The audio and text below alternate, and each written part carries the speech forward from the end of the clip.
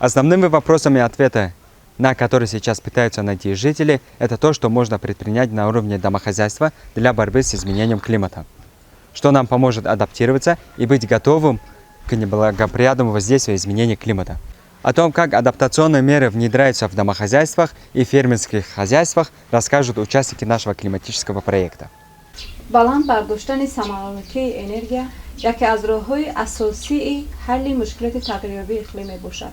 Ирходкории энергетикӣ моро осебпазир менамояд. Бинобар ин истифодабарии гармхонаҳои каммасраф, танӯр ва оташдонҳои каммасраф ба мо кӯмак мерасонанд ки энергияро сарфа намоем ва ба тағйирёбии иқлим беҳтар мутобиқ шавем.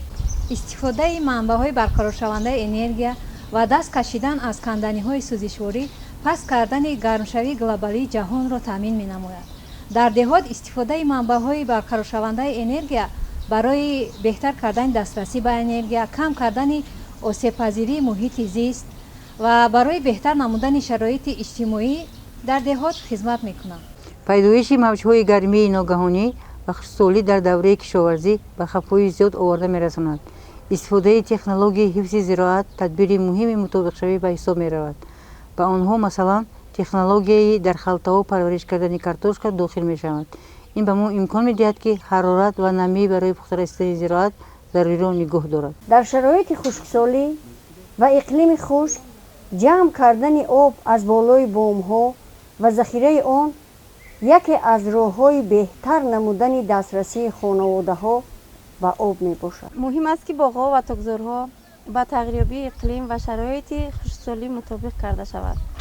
истифодаи буридани дуруст ва ташаккули шохаҳо метавонад ҳосили зироатҳоро беҳтар ва сарфи обро ҳангоми обёрӣ коҳиш диҳад.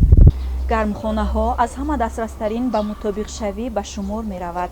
Он ба шумо имкон медиҳад ки дар шароити душвории иқлим тағйирёбанда ва ноустувории обу ҳаво зироатҳоро парвариш кунед. усули обёрии қатрагӣ ба категорияи технологияҳои оқилонаи иқлимӣ дохил мешавад, зеро он метавонад барои парвариши ҳосили хуб кӯмак расонад, дар ҳоле ки об аз сатҳи хок бухор намешавад, дар баргҳо намемонад, балки мустақиман ба решаҳои растаниҳо рафта мерасад.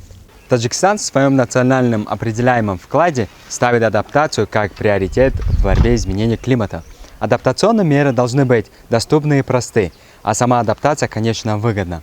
Внедряемые в нашем проекте адаптационные меры реально помогают снижать уязвимость к изменению климата, получая при этом экономические, экологические и социальные выгоды.